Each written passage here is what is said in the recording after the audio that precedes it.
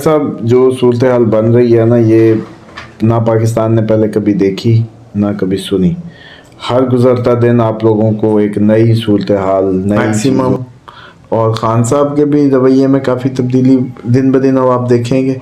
और जो इनकी नहीं मान रहे थे उनके रवैये में, और ये जिनकी नहीं मान रहे थे, दोनों साइडों से बर्फ पिघलेगी और मान जाएंगे एक दूसरे। और उनका बर्थ चार्ट भी अच्छा था उस हवाले से, मतलब कि एक ओहदा लेने के लिए आए थे ना, जिस तरह उन्होंने आके वो किया, अवाम से खिताब किया, वो एक कबूतर भी उंगली पे बैठा, एक रोशनी दिखाई उन्होंने कि जी मैं अवाम में अब आ गया हूँ, पाकिस्तान आ गया हूँ। लेकिन जब इलेक्शन हुए सिचुएशन ही बदल गई, मतलब लोगों ने धोखा दिया उनको।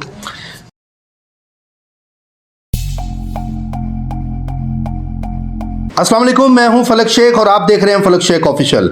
नाजरीन, हमारे साथ मौजूद हैं मोहम्मद उसामा अली खान साहब, जो कि एस्ट्रोलॉजर है, इस्लामिक स्कॉलर और बिजनेस कंसल्टेंट है। नाजरीन, आपने इनकी प्रीवियस वीडियो देखी, इलेक्शंस के इस्तीफ़े भी देखे और इन्होंने नई प्रेडिक्शन भी हमें प्रीवियस वीडियो में दी है कि इस्तीफ़े नज़र आएंगे।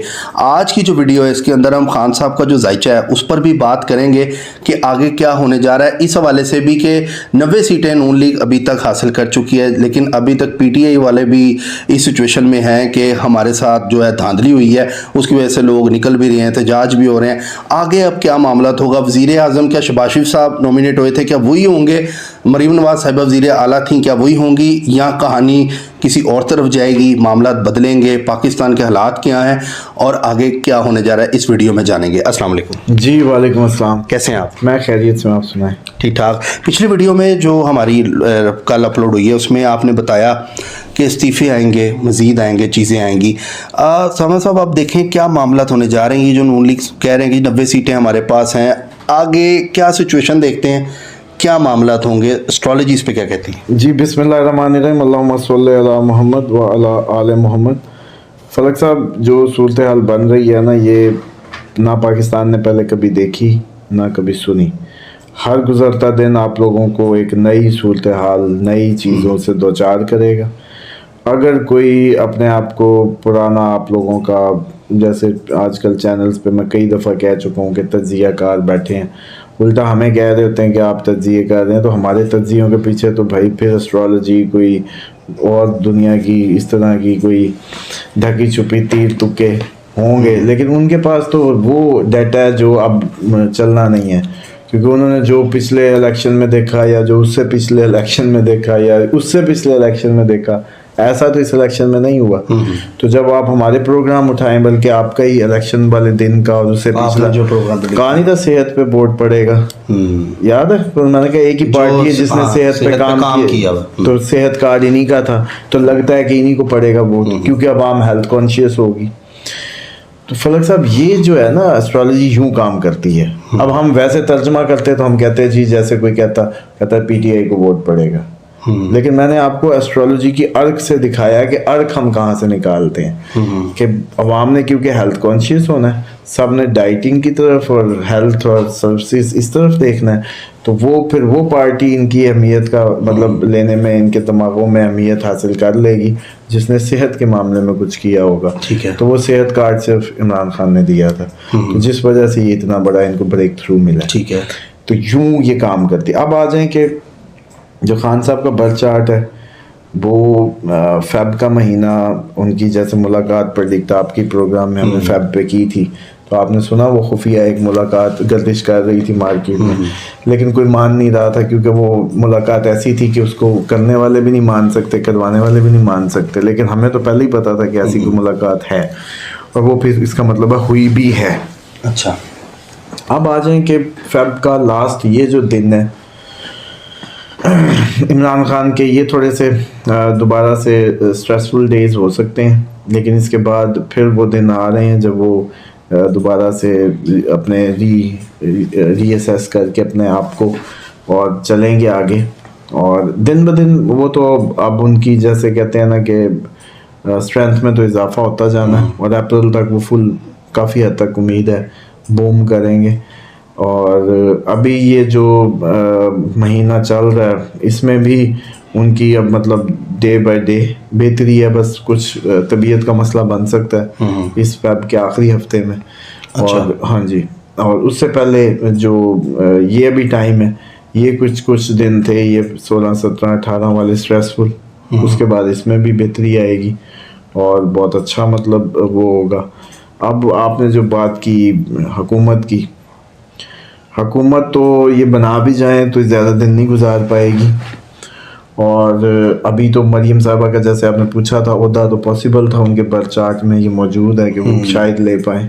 आपने कहा भी था कि एक ओहदा मरीम नवाज साहिबा का जायचा स्ट्रॉन्ग है, उसमें नजर आ ले सकती हैं तो वो वजीर आला का हो सकता है, लेकिन मैंने कहा था वजीर आजम शिप आपने कहा था तो मैंने कहा वजीर आजम नहीं हो सकता। लेकिन एक बात यहाँ पर भी तो है ना कि नवाज शरीफ साहब को इस तरह मतलब कि इतने अरसे बाद 21 अक्टूबर को वो आए और उनका बर्थ चार्ट भी अच्छा था, उस हवाले से मतलब कि एक ओहदा लेने के लिए आए थे ना, जिस तरह उन्होंने आके वो किया, आवाम से खिताब किया, वो एक कबूतर भी उंगली पे बैठा, एक रोशनी दिखाई उन्होंने कि जी मैं आवाम में अब आ गया हूँ, पाकिस्तान आ गया हूँ।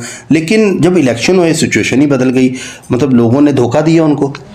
लोगों ने नहीं धोखा दिया, इन्होंने कोई ज़्यादा ही एग्जैजुरेशन, और वही मैंने कहा ना पुराने तरीके और पुराने सोचों पे थे ये कि ऐसे ही हो जाया करता था तो अब भी ऐसे हो जाएगा, अब ऐसा नहीं होगा। और वो आपने देखा होगा, हमने कहा भी था लाडला रो पड़ेगा, और वो देखें लाडला रो पड़ा। और ये तो सूरत हाल ये है कि ये हुकूमत, मुझे नहीं लगता कि, पहली बात तो ये है कि चांसेस तो ये है कि ये हुकूमत उस तरीके से ना बन पाए इतनी जल्दी। अच्छा। जैसे ये लोग ख्याली पुलाव बना रहे हैं और कुछ और हो जाए। और अगर ये बन जाती है तो इसकी लाइफ लाइन इतनी है कि पीटीआई ने हर हफ्ते कोई 1-2 सीटें अपनी सीधी करते जाना है। अच्छा, मतलब उनके एविडेंस कोर्ट में जाएंगे, सुप्रीम कोर्ट में जाएंगे, जजों के पास जाएंगे, ये सिलसिला शुरू रहेगा। अच्छा, एहतजाज शुरू रहेंगे, इतनी सब शुरू रहेगा। तो इसका नतीजे में पॉसिबल है कि वो धम धम की आवाज़ें आए और सारे कहें भी चलो भाई बस साइड पे हो जाओ, हम खुद गाड़ी चलाएगा। अच्छा, वो जैसे होता है ना, हम खुद गाड़ी चलाएगा, मतलब तो पीछे बैठे वो चलवा रहे होते हैं ना कि चलो भी तुम गाड़ी के आगे चलो बैठो, हम पीछे बैठे हैं। लेकिन फिर जब देखते हैं कि बच्चा गाड़ी सही नहीं चला रहा तो वो फिर कहते हैं चलो उतरो भाई, फिर हम गाड़ी खुद चलाएगा। आपका ध्यान किस तरफ है? ये बस जो गाड़ी चलाते हैं असल में, जो पीछे बैठ के चलाते हैं वो आगे आ जाएंगे। बस इतना फर्क पड़ सकता है, पॉसिबिलिटीज की है। ये पॉसिबिलिटी एस्ट्रोलॉजी कल नजर आ रहा है। हाँ जी इसमें। और फिर टाइम कब बन रहा है ये अब बस तारों का? ये चल रहा है भाई, आपकी समझे देगची चढ़ी हुई है चूल्हे पे। अच्छा, हाँ जी, उबाला कभी भी है ये, आपको समझ ही नहीं आ रही ना। यानी ये फिर इस हिसाब से खान साहब का दौर जो प्रेडिक्ट कर रहे हैं आप, वज़ीर आज़म वाला, वो नज़र कब आएगा? फिर अवाम तो वो जो उसके उनके सपोर्टर हैं जो जानना चाह रहे हैं उस वाले से फिर क्या टाइम देखते हैं? बस सब्र कर लें, अभी वजीर इतनी पजीराई मिल गई है ना, इतना बड़ा लीडर बन गया, इतनी बड़ी पावर उसके पास आ गई है। जेल में बैठ के भी अगला हुकूमत को वक्त डाली करे, सारी पार्टियां जीरो कर दी हैं। तो अभी वजीर आजम तो छोटी बात है, छोटा होता वो तो काकड़ भी है वजीर आजम तो वजीर आजम शिप नहीं, इमरान खान उससे आगे निकल गया। तो अब जरा उस प्रोफाइल में उसको जरा देखें और समझें। अप्रैल तक उसकी बात मानी जाएगी, खान साहब की हर बात मानी जाएगी, कोशिश होगी मैक्सिमम। और खान साहब के भी रवैये में काफ़ी तब्दीली दिन ब दिन अब आप देखेंगे। और जो इनकी नहीं मान रहे थे उनके रवैये में, और ये जिनकी नहीं मान रहे थे, दोनों साइडों से बर्फ पिघलेगी और मान जाएंगे एक दूसरे को। अच्छा, अप्रैल में। लेकिन अप्रैल से पहले वो सब कुछ होना है, वो सब कुछ नज़र आना है जो आपने कभी नहीं देखा। इस्तीफे, अनरेस्ट, अवामी टकराव, खून रेजियाँ, तशद्दुद, दोबारा एक जैसे इवेंट हुआ था मई में वैसे ही कोई इवेंट्स, और पता नहीं क्या कुछ हो सकता है। ये सब कुछ होना है। लेकिन अच्छी बात यह है क्योंकि हम अब आपके इस प्रोग्राम का बस यही फ़ायदा है ना कि हम अप्रैल को देख लेते हैं, तो हम कहते हैं चलो यार कुछ ठीक हो जाएगा। अभी ये ठीक होगा तो आगे आप पे हमले के भी चांस है इंडियन साइड से। इंडियन साइड से वो भी हमारे सर पे वैसी मंडला रही है, खतरा जो है वो अप्रैल भी हो सकता है, मई भी हो सकता है। ज़्यादातर ये सियालकोट बॉर्डर पे ही हम देखते हैं कि ये इस तरह के मामला होते हैं। तो क्या लगता है कि नहीं, ये गिलगित बल्तिस्तान की साइड से होगा, कश्मीर की उस साइड से भी होगा। अच्छा, हाँ जी, ये ओवरऑल ये अटेम्प्ट हो सकती है, इसके बड़े चांसेस हैं। ये आप कैलकुलेशन जो दे रहे हैं ये कब टाइम बन सकता है आपकी एस्ट्रोलॉजी? अप्रैल मई। अप्रैल मई में। हाँ, तो इसमें एहतियात क्या मतलब करनी चाहिए, एक्टिव करने चाहिए बॉर्डर्स को? देखें इसमें हमारी फ़ौज को अपनी रैकी करनी चाहिए, इंटेलिजेंस को अपने अच्छे से कान खड़े रखने चाहिए, और अच्छी उधर से जो भी सिलसिला है हमारा नेटवर्किंग होती है तो ज़रा अच्छे एक्टिव कर लें अपने सारे एजेंट्स को कि भाई बाहम खबरें लाएं और इसकी तैयारी करें। और मुझे लगता है ये इनको भी पता है, जाहिर बात है ये नवाज शरीफ साहब को लाने के लिए इतनी जो कोशिशें हो रही थी वो इसीलिए थी कि मोदी के दोस्त हैं, चलो भी अगर कोई मामला ख़राब हुआ तो दोनों को आमने सामने कर देंगे। मोदी साहब का दुबई में भी टूर एक हुआ है और मोदी साहब तो फिरते तुरते मतलब चल फिर रहे हैं। उस हवाले से आप क्या देखते हैं, उनका जायचा स्ट्रॉन्ग है? उनकी भी इलेक्शन वहाँ पे मामला चल रहे हैं, उनकी भी आखिरी हुकूमत है ये। हाँ मोदी, हाँ ये मोदी हुकूमत तो करेगा इस दफ़ा, फिर आएगा, फिर आएगा। हाँ। अच्छा, ये जो पाकिस्तान में इस टाइम चल रहे हैं मामलात, इसको आप मैं चाहूँगा कि एक लाइन में किस तरह डिफाइन करेंगे? पाकिस्तान क्या पॉजिटिव की तरफ जा रहा है या अभी अवाम ने महंगाई से और इस तरह इकनॉमी जो हमारी है उस हवाले से क्या देखते हैं? सर खीर जो बनती है ना तो थोड़े से उबाले शुबाले तो आते हैं और पकता तो है, कड़ता भी है दूध, सूखता भी है दूध। अब अगर आप किसी अच्छे पाकिस्तान की तरफ रुख करना है तो एक दफ़ा ये रगड़े तो सहने हैं और ये आने ही आने हैं। तो ये टाइम कब से बन रहा है? बस ये शुरू है। नहीं, अच्छे वाला जो आप कह रहे हैं वो टाइम पता है ना, लोग तो वो अच्छे की जानना चाहते हैं ना, रगड़े वाले आप सारे बताते हैं, अच्छा बता नहीं दे। देखिए अभी मैं क्या करूँ, किधर से ढूंढ के लाऊं? अच्छा अभी कुछ नहीं है, अभी इस साल में हमें बताने को अच्छा कुछ नहीं है। अच्छा, ये भी सुनने में जा रहा है कि जो सैलाब और ये चीज़ें इस साल इस तरह के मामला वो भी बनेंगे, सैलाब जल्जले वगैरह, ये जून जुलाई में जो बरसात होती है, ये मामलात हैं या नहीं है? भी सूरज ग्रहण ने भी आना है। नहीं, इस दफ़ा मुझे नहीं लगता कि सर्दी से जो होने वाले मामला थे उनकी शिद्दत के चांसेस ज़्यादा हैं। अच्छा, और जो आएगी अभी, हाँ मतलब सर्दी जो, हाँ जो आएगी भी सही, आएगी जो आएगी भी शायद जल्दी और शदीद होगी, उन दिनों बीमारियों के होंगे। जल्जलों के तो चांसेस, जल्जले की चलें आज मैथोलॉजी खोल देता हूँ। जल्जले के पीछे जो है ना ये अल्लाह ताला का एक निज़ाम है कि हर चीज़ पे फरिश्ते मामूर हैं, ये हमारा अकीदा है। ज़मीन की तहों से लेके और ऊपर तक ये जितने आपके सितारे सियारे ये सब फरिश्ते इनको वो कर रहे हैं टैकल। तो जिस ज़मीन पे ज़िना ज़्यादा होता है वहाँ जल्जले आते हैं, ये तो बस। तो इसलिए जल्जलों के लिए तो आपको जब भी देखना है तो वो ये देखना है। जापान में ज़्यादा आते हैं तो जापान बड़े भी हलाल करते होंगे काम जो है। बहरहाल आपकी इस दफ़ा मुझे, हाँ बल्कि आप नौजवान हैं, आप बताएं कि इस दफ़ा 14 फ़रवरी थी, कोई पता चला उसका एज़ कम्पेयर टू प्रीवियस? नहीं। तो फिर जल्जले नहीं आएंगे। नहीं समझ आई? तो अब 14 फ़रवरी अगर सेलिब्रेट नहीं हुई इस दफ़ा तो ये अच्छा सिग्नल है। एक तो वाम की पोटेंशियल, इसका मतलब है ख़त्म। या ज़ेन इलेक्शनों में लगा हुआ था वाम का, तो वो 14 फ़रवरी उस तरह मना नहीं सके। नहीं सर, उधर तो ज़ेन में एक ही बात होती है, एक ही ख्याल होता है, तो वो तो ज़ेन होते ही नहीं है इलेक्शन वाले। वो तो एक ही वोट पे बिलीव रखते हैं और वो उसी के होते हैं। लेकिन वो 14 फ़रवरी पे अगर ये नहीं हुआ जैसे आप बता रहे हैं तो ये अच्छी खुशाइन बात है। ऐसा वो केस नहीं देखा, नहीं मतलब वैसे पता होता था ना, मुझे भी उस दिन मैं बैंक में था तो कहीं कुछ कोई इस्लामाबाद था, पता नहीं चला। वो तो मैंने डेट जब वो पे ऑर्डर बनवाना था तो स्लिप पे मैंने लिखा, तो उसने कहा, मैंने कहा 14 आज। फिर मैंने उसका मुंह देखा, फिर मैं कहा ये 14 फ़रवरी क्या ख़ास होती थी, मुझे याद आ रही है। तो उसने कहा जी वैलेंटाइन डे होता था। तो मैंने फिर पूछा कि कोई अफरा तफरी नहीं नज़र आ रही। तो इसका मतलब एक तो मार्केट स्क्यूज़ड हो गई है, एक तो मार्केट में पैसा वैसा ख़त्म हो गया।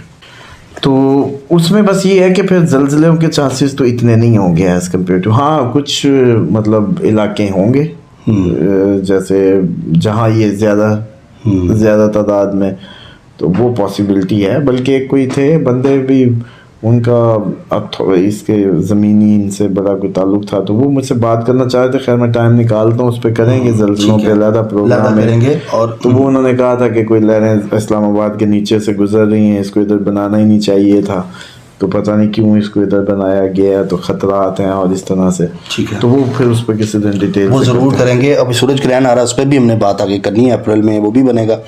दूसरा सामा साहब ये बताएं कि पीपल्स पार्टी का क्या मुस्तकबिल, क्या जरदारी साहब सदर पाकिस्तान बनते हुए नज़र आ रहे हैं? क्योंकि प्लानिंग तो यही थी उनकी कि सदर उन्होंने आना है। लियू को कहते हैं किंग ऑफ ज़ोडिक, और जरदारी साहब लियू हैं। और अब तक उन्होंने, सिंध उनके हाथ से जा रहा था। उन्होंने जब इमरान खान की हुकूमत बनी तो उस साल देखा कि सिंध में बड़ा वोट डला, पीटीआई को सीटें मिली, तो उन्होंने कहा ये अगले इलेक्शन तक तो हमें साफ कर देगी पीटीआई, इसलिए उन्होंने ये रजीम चेंज और ये सारी कहानियां की। उल्टा बाइडेन से दोस्ती थी।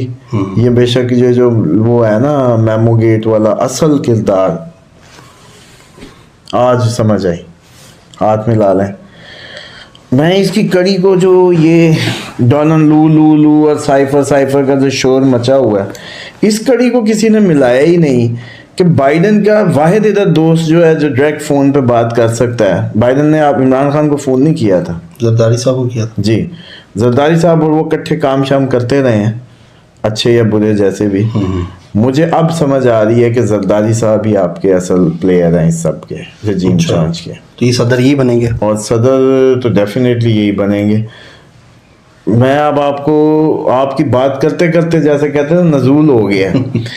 बाइडेन को इन्होंने फ़ोन किया, यूं समझ लें बाइडेन ने कहा मैं बाजवा को इधर से ट्यून अप करता हूँ, तुम हिम्मत करो।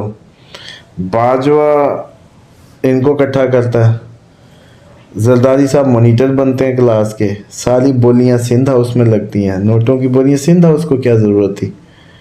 रजीम चेंज अमेरिका का है या बाजवा साहब के इमरान खान से इतराज़ात हैं या तहफ़्फ़ुज़ात हैं या प्रॉब्लम्स हैं, जरदारी साहब पैसे क्यों फेंकें? दिमाग ख़राब है। सिंध की हुकूमत वो तो उनकी है, क्या ऐसी वजह थी कि जरदारी साहब को पैसे फेंकने पड़े और जरदारी साहब को मॉनिटर बनना पड़ा?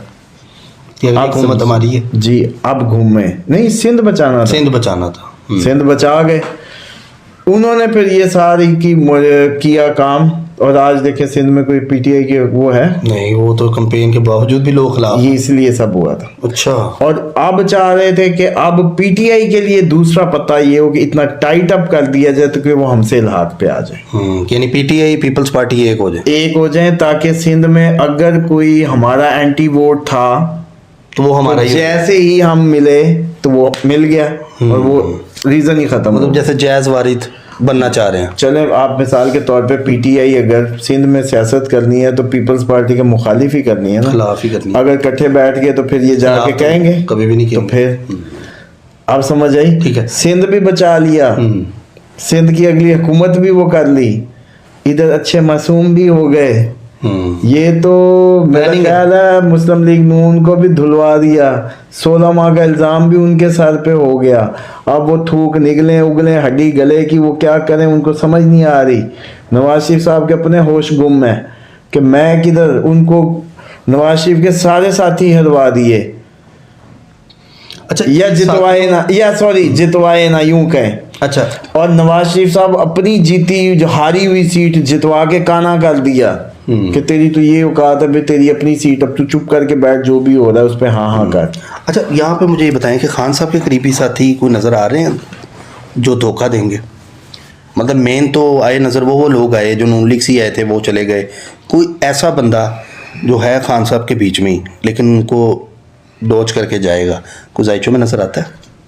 देखें ऐसे तो अभी किस एक एक का उठाएं आप, एक एक का नाम लें तब तो पॉसिबल है, वैसे जल्दी पता होता हमें। मुराद सईद का काफ़ी पूछते हैं लोग जायचों में, और वैसे अब उसका तो देखें हम पहले ही, बहुत पहले जब ये छांटी की लिस्ट बनी थी उस वक्त बताया था नहीं छोड़ेगा।